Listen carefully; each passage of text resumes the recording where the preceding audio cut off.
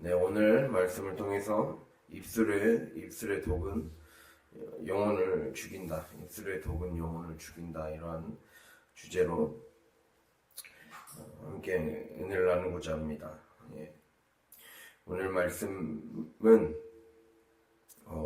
오늘 말씀의 메시지를 먼저 말하자면 성령의 사람이라면, 즉 성령의 사람은 언어의 질서가 잡힌 사람이다 라고 할 수가 있습니다. 성령의 사람은 언어의 질서가 잡힌 사람이다 라는 거죠.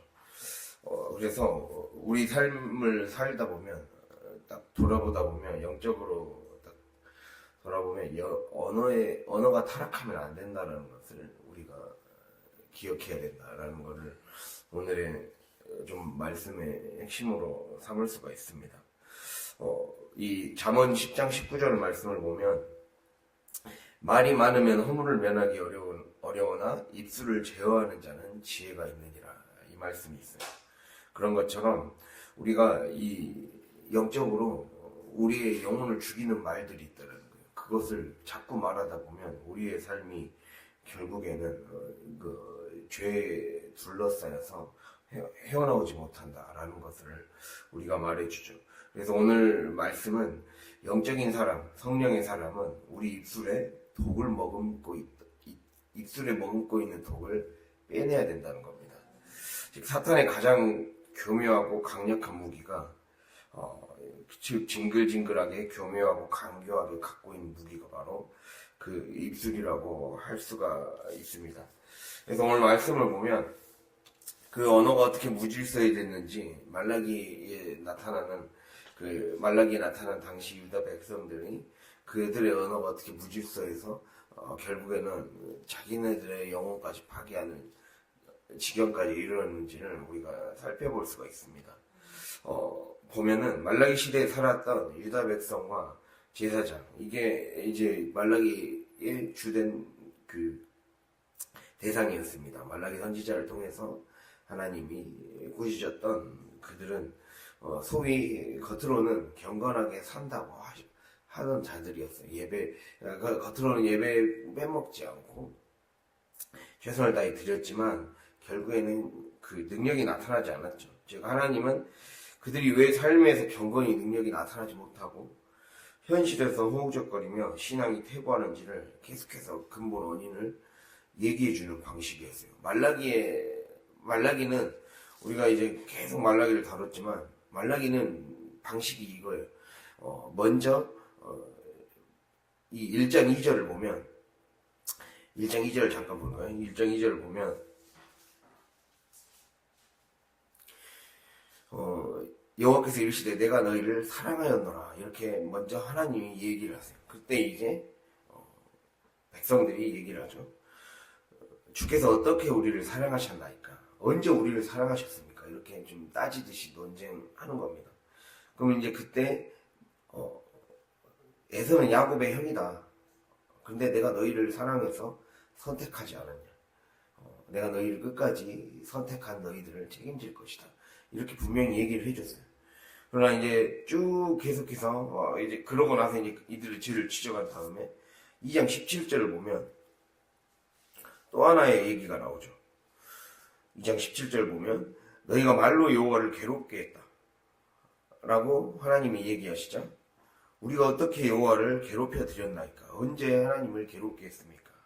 이 괴롭게 했다는 거는 왜 하나님을, 그러니까 너희는 나를 지치고 피곤하게 했다는 거죠. 끝없이 징징거리고 피곤하게 하다, 이러한 뜻을 갖고 있어요. 또는 이제 지치고 피곤하게 하다. 그러니까 앞에서 그렇게 하나님이 사랑해 주셨고, 그래서 선택했고, 그래서 내가 너희를 고치고 바꿀 것이다. 그래서 끝까지 은혜로 구원으로 이끌어 갈 것이다 라고 했는데도 오히려 더 그들의 불평의 원망의 강도가 더 세졌다는 거예요. 그게 이제 2장 17절에 강도가 세지죠. 그래서 이 선택하셨다고 했는데 사랑을 그렇게 확인시켜주며 선택했다고 말해도 오히려 더 지치고 피곤하게 해서 좀 끝없는 불신앙을 끊어내지 않았다. 그 안에 있는 불신을 끊어내지 않았다라는 거예요. 그러자 이제 3장 13절이 그 이제 말라기 전체의 마지막 핵심 마지막 이제 단락이거든요. 그게 이렇게 시작하는 거예요. 와, 이제는 말이 완악해져 버린 거예요. 3장 13절 너희가 완악한 말로 나를 대적했다. 이제 대적하는 말까지 하게 되는 거예요. 그러니까 그 안에 하나님과의 관계를 통해 하나님이 계속해서 너희들 안에 있는 처음에는 좋게 달려주는 것으로 시작을 했어요. 근데 그거 안에 있는 그 작은 원망의 말을 빼내지 않으니까 이제 완전히 하나님을 피곤하고 힘들게 만들고 거기서 더 넘어서서 이제 완전히 그 안에 있는 말이 완악해져 버렸다는 거예요. 그것을 지금 얘기해주고 있거든요. 여기서 완악하다라는 말은 그 두 가지 말이 완악한 말로 나를 대적했다라고 얘기하고 있거든요. 완악하다는 말은 성질이 억세게 고집스럽고 싸납다라는 말이에요. 그러니까 강하다라는 뜻을 갖고 있어요. 완악한 말로 나를 대적하다 이 말 자체가 강하긴 강한데 그 강함의 대상이 어디를 향하느냐에 따라 대적하는 것이 될 수도 있고 또는 이 어떤 일을 이루기 위한 굳센 믿음이 될 수가 있어요. 그러니까 이 완악한 말로 나를 대적하다 이 말 자체가 그 히브리어 하자크의 뒤에 전치사가 붙었어요. 전치사가 붙어서 이게 전치사 알이 붙으면 어떻게 되냐? 알이 안 붙으면 하자크만 붙으면 강하다라고 해갖고 믿음이 강하다라고 할 때 쓰는 말인데 뒤에 알이 붙으면 대적하다라는 말이 돼요. 대적하는 믿음에 대적하는 행동이 돼요. 그러니까 무슨 말이냐면 그들의 억세고 고집스러운 성격을 안 바꿨다라는 말이에요. 그들의 억세고 고집스러운 성격을 바꾸지 않았다라는 뜻을 갖고 있어요.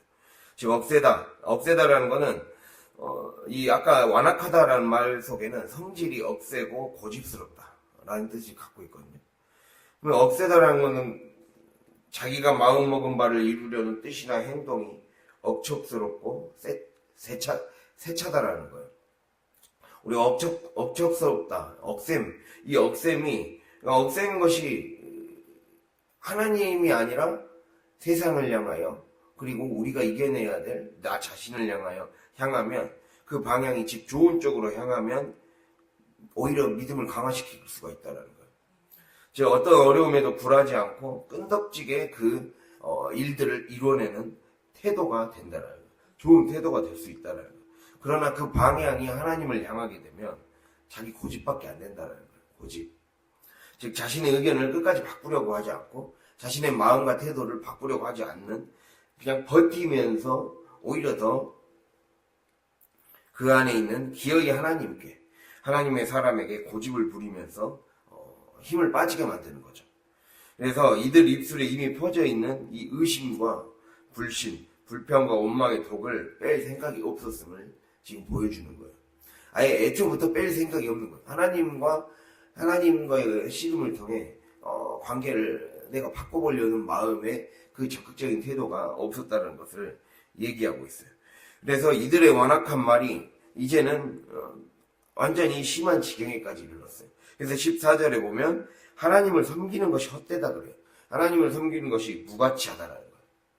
하나님 이렇게 예배 드리는 것이 무가치하다라고 말을 하는 거죠. 그래서 이미 이거는 독이 영혼의 혈관까지 파고들었다라는 것을 볼 수가 있습니다. 그래서 교회 안에서 가정에서 이렇게 말의 독을 퍼뜨리면 썩어버린다는 것을 말씀하죠. 즉 불평과 원망은 단순한 감정을 표현하는 게 아니에요. 단순한 감정을 표현하는 게 아니라 우리 안에 하나님을 향한 불신과 의심의 언어라는 거예요. 즉 하나님께 반항하는 거라는 거예요. 그러니까 내 안에 불신과 의심, 불평과 원망의 언어는 하나님을 향한 반항의 언어다라는 것을 오늘 꼭 기억해야 할 것입니다. 그리고 15절에서도 이들의 말이 더 심해져요. 이들 안에 있는 입술의 독을 계속 빼내지 않아서 언어가 타락해지기 시작합니다. 교만한 자가 복되다고 만들어요. 그러니까 하나님께 예배 드리는 게 너무 예배 드려봤자 의미가 없다라는 것을 더 넘어서 아예 이제 교만한 자를 복되다 말해버려요. 그리고 악을 행하는 자가 번성한다라고 말하고, 하나님을 시험하는 자가 오히려 화를 면한다고 얘기하는 거죠. 즉 죄를 합리화시키고 죄 짓는 사람 괜찮다 하고, 그리고 죄를 오히려 방조해버리는 그 분위기 가운데 놔둬버린다는 거예요. 그래서 이 교회 안에, 공동체 안에, 가정 안에 죄가 퍼지는 것을 가만히 놔둬버린다는 거죠. 이거를 지금 얘기하고 있어요. 즉 이걸 우리가 정리해보면 아까 말씀드린 것처럼 우리가 이 안에 무질서를 그냥 놔둬서는 안 된다는 거예요. 우리 안에 무질서의 경영. 그래서 이 질서가 잡히려면 반드시 우리의 언어의 타락을, 그 징후를 개치해야 된다. 보다 구체적으로는 우리 입술에 묻어있는 영혼을 죽이는 이 독을 제거하라는 거죠. 주님이 그거를 말씀하고 있어요. 즉 입술에 머금은 독을 빼내라는 거죠. 닦으라는 거죠. 그래서 우리가 보면은 아까 말씀드렸죠. 그 성령의 사람은 언어에 질서가 잡힌 사람이다. 즉 이 말은 우리가 쓰는 언어가 무질서로 치닫지 않도록, 무질서로 가지 않도록 지켜내는 자, 제어하는 자가 되어야 된다는 거예요. 제어하는 자.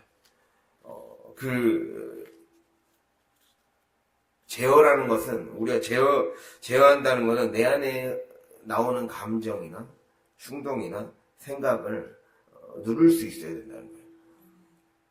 조절할 수 있어야 된다는 거예요. 조절하는 것은 조절함을 통해 그냥 엉두르는 게 아니라 조절해야 되는 목적이 있죠.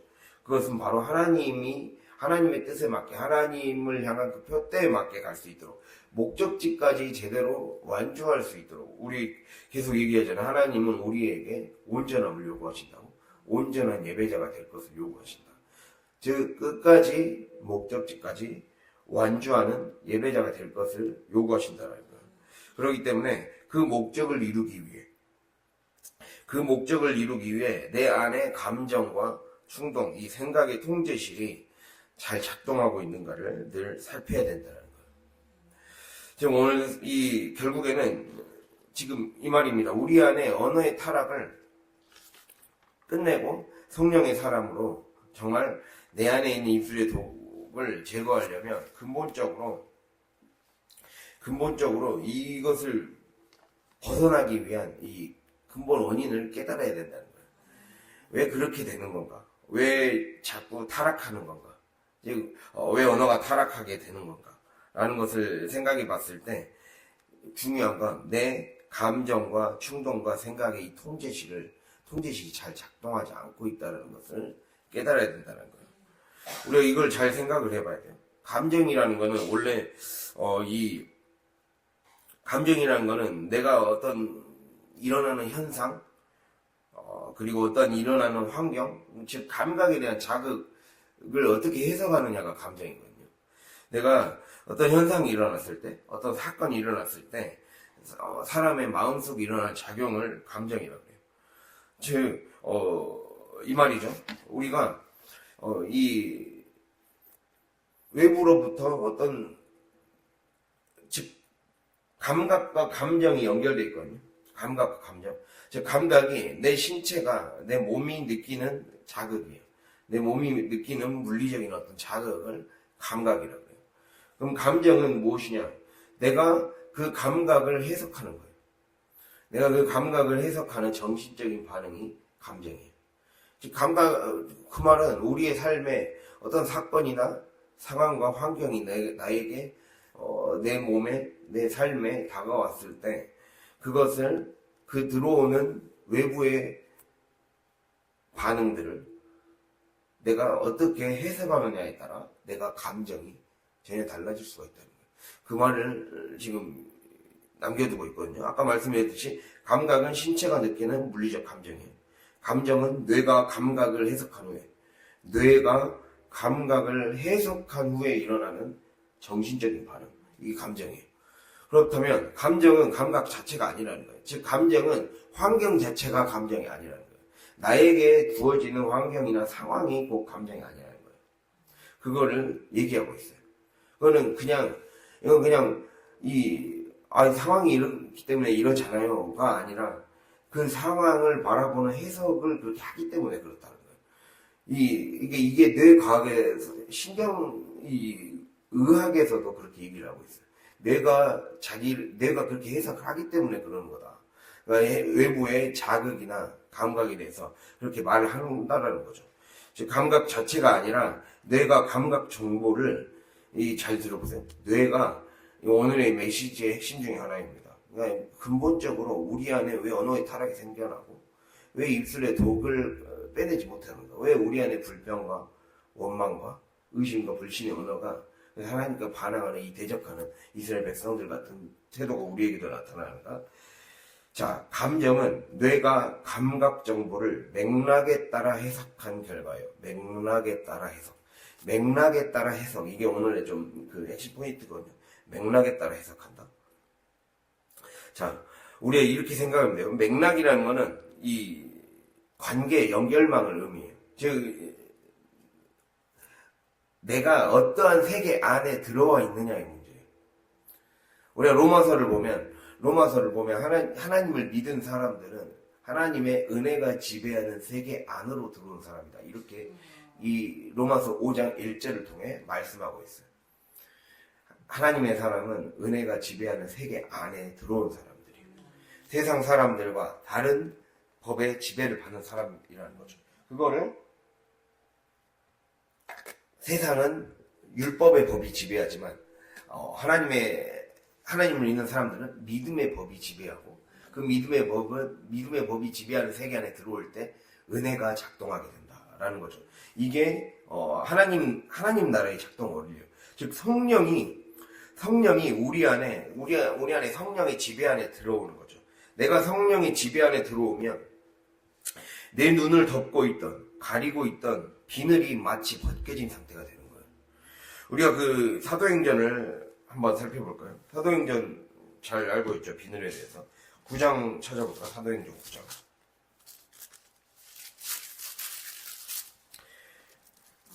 사도행전 9장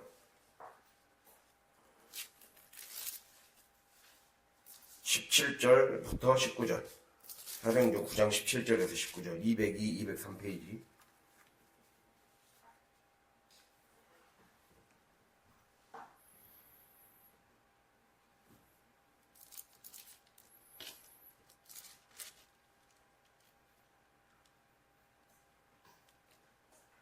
자, 9장 17절에 19절을 함께 읽겠습니다.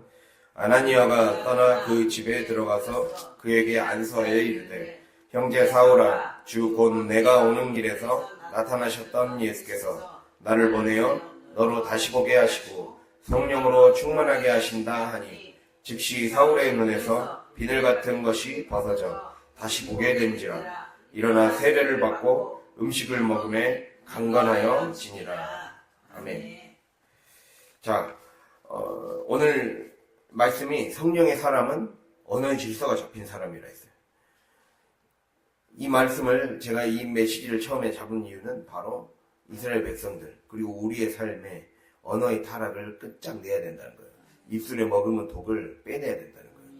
네, 오늘 말씀의 제목이 입술에 독은 영혼을 죽인다입니다. 입술의 독은 영혼을 죽인다. 내 안에 있는 입술의 독을 빼내야 되는데 입술에 독이 왜 생기느냐? 내 입에서 원망과 불평과 불신과 의심의 언어. 이 습관을 빼내지 못했느냐? 결국에는 내가 바라보는 문제이다라는 거죠.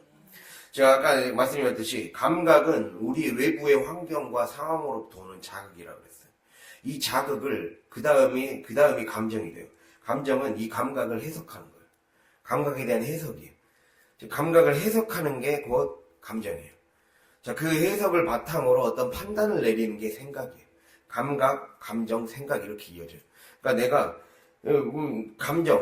감정 관리를 잘하는 거예요. 마음 관리를 잘하는 거는 감정 관리를 잘하는 거고, 감정 관리를 잘한다는 거는 나에게 주어진 상황과 환경을 해석을 다르게 하는 거예요. 여태껏 습관적으로 했던 해석에서 다르게 벗어나는 거예요. 이게 굉장히 중요한 거예요. 그래서 오늘 아나니아가 그 안수를 할 때, 이제 다메섹 도상에서 만나서 3일 동안 눈이 멀었던 그 바울을 안수하게 될 때, 그 안수한 목적이, 이 17절에, 형제 사울아, 내가 오는 길에서 나타나셨던 예수께서 나를 보내어 너로 다시 보게 하시고 성령으로 충만하게 하신다. 라고 나와 있어요.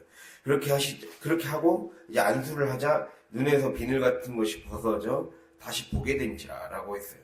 다시 보게 된다는 거는 영적으로 본다는 거예요. 영의 세계, 위의 세계를 본다는 거거든요. 하늘의 세계를 보게 된다는 거예요. 자, 다시 보게 되자 비늘 같은 것이 벗겨진 후에 성령이 주관하시는 맥락의 세계 안으로 들어온다는 거예요. 아까 말씀드렸듯이 감정이라는 것은 감각 자체가 아니라, 즉 뇌가 외부에서 나오는 환경이나 상황이나 어떤 사건을 맥락에 따라 해석한 결과라 했어요. 맥락. 내가 어떤 맥락 안에 들어오느냐. 내가 하나님의 맥락 안에 들어오는 거예요. 하나님의 말씀의 맥락 안에 들어오는 거죠. 하나님의 말씀. 사람은 해석의 동물이에요. 쉽게 진짜 그냥 단순히 따지면, 내가 세상 사람으로 살아왔을 때는 세상이라는 맥락으로 자꾸 해석을 했어요. 지금까지 내가 살아온 경험의 맥락으로 해석했고, 그냥 사람들이 그걸 우리가 경험으로 살아왔잖아요. 경험으로 살아오고 내 생각과 지혜로 살아왔잖아요.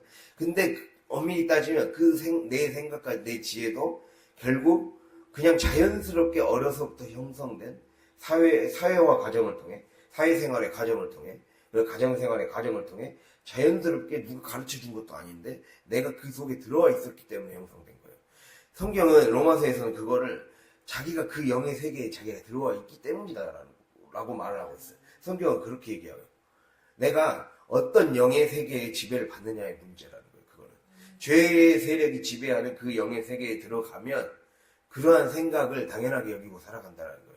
그러나 성령이 지배하는 세계 안에 들어오면 전혀 다른 맥락으로 해석이 되기 시작하는 거예요. 그러니까 내가 하나님의 사람이라면 이제 성령의 지배를 받는 사람이니까 같은 감각도 다르게 받아들일 수가 있다는 거예요. 같은 감각도 전혀 불평이 안 될 수가 있다는 거예요. 원망이 되지 않을 수 있고, 불신과 의심이 안 되는 것으로 전혀 다르게 바뀔 수가 있다는 것을 주님이 우리에게 얘기하고 있어요. 그걸 다시 보게 하시는 거죠. 사울이 바울이 됐던 과정은 다시 보는 과정이었어요.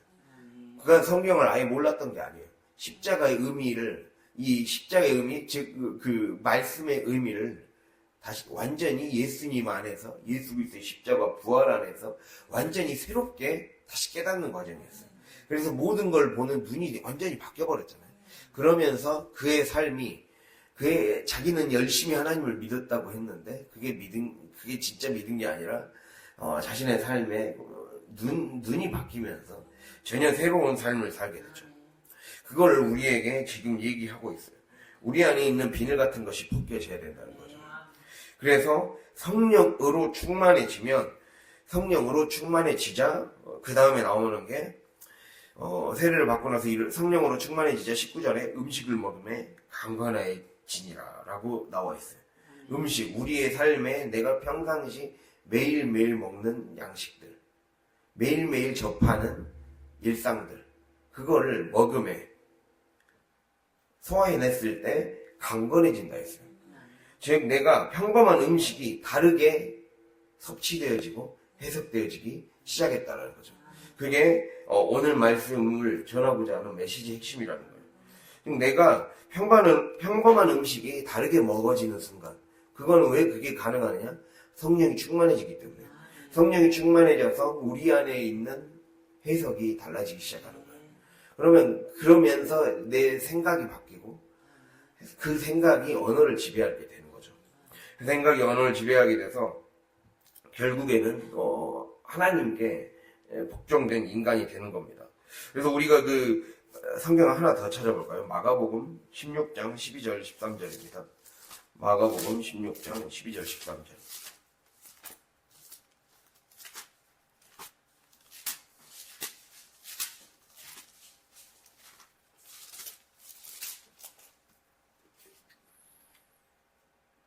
라고 내가 12절 13절이라 했지. 그 17절, 18절. 마가복음 16장 17절에서 18절 말씀입니다.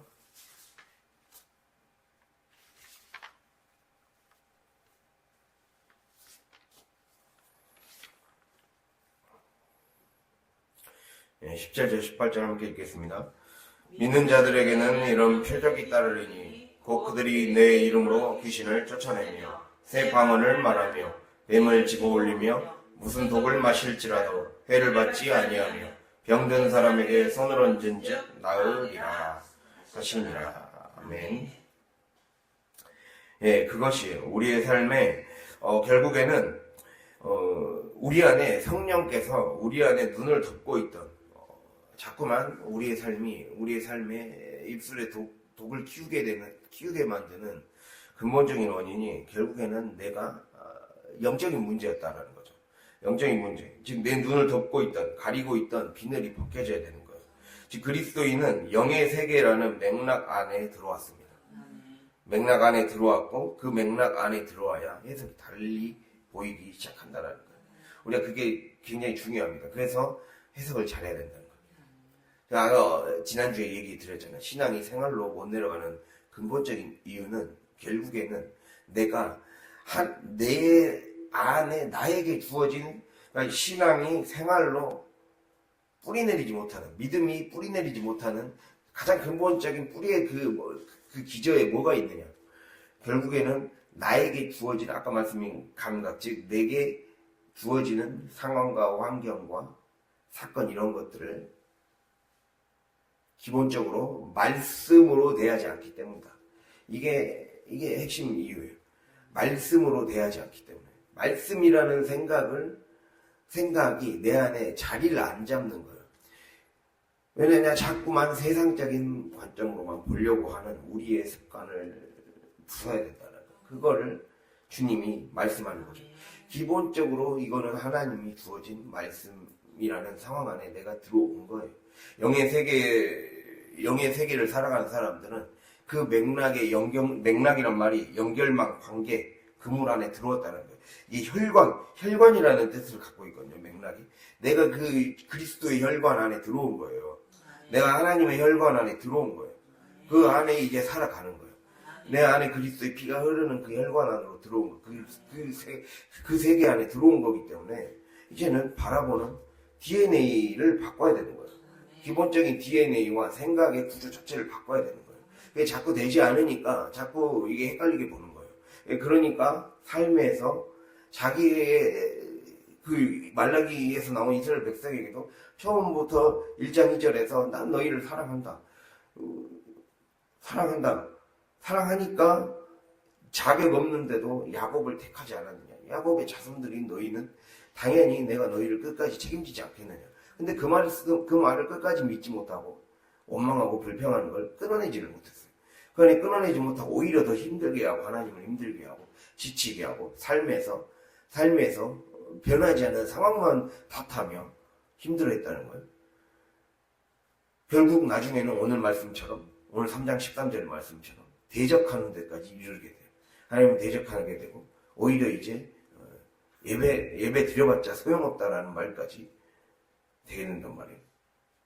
그래서 3장 16절 이후부터는 심판이 나오거든요.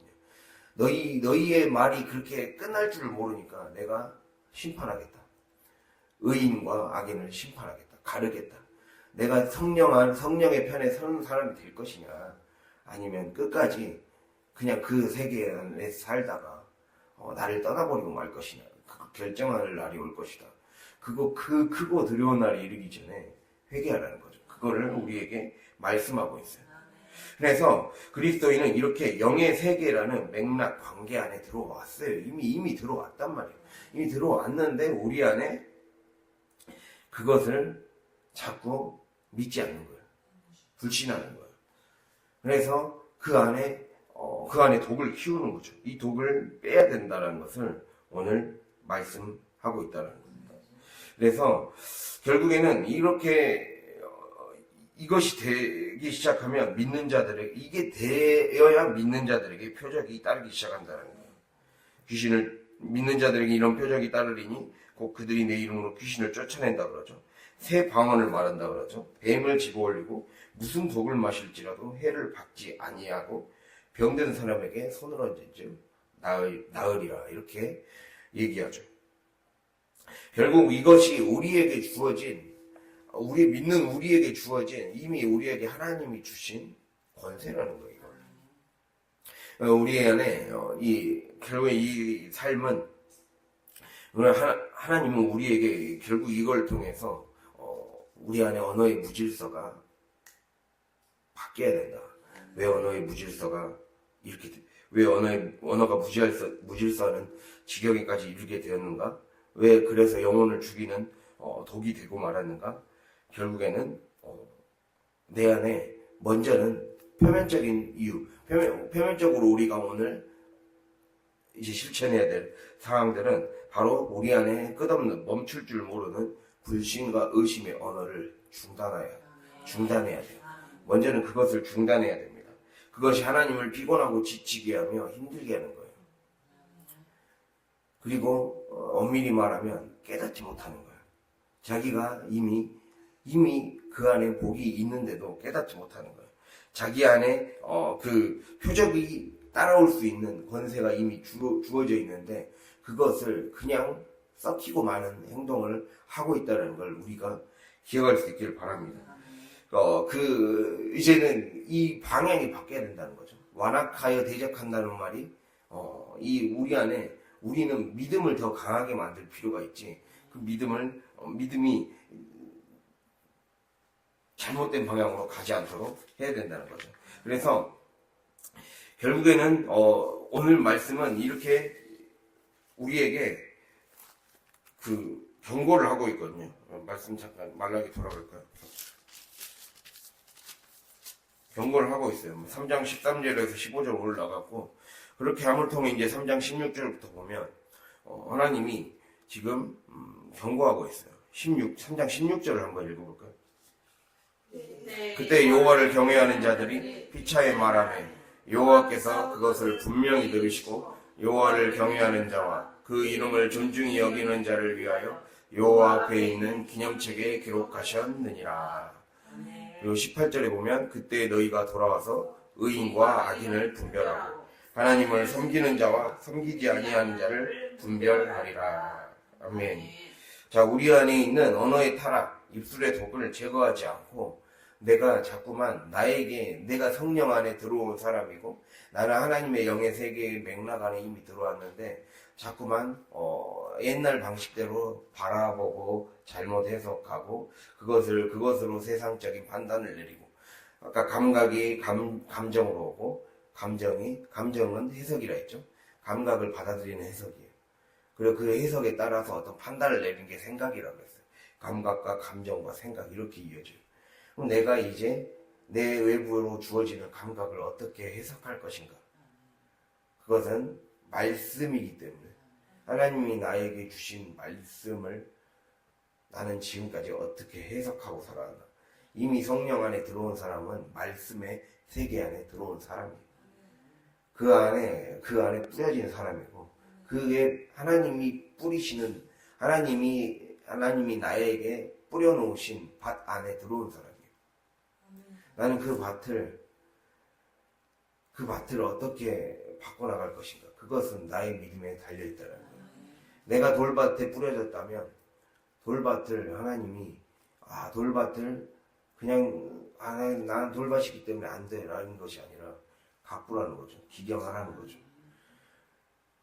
그리고 그 안에는 두 가지 의미가 다 담겨 있어요. 돌밭 안에는 돌밭을 기경해라 라는 의미도 있지만 나는 돌밭 안에서도 반석에서도 샘물이 날게 할 수 있는 자다. 그거를 말씀하는 이중적 의미가 담겨 있거든요. 그 의미가 다 담겨 있어요. 그 안에 돌이라는 말 속에 돌이라는 말이 헬라어로 그리스어로 바로 베드로를 뜻하는 단어예요. 반석이란 말이 거기에서 나왔어요.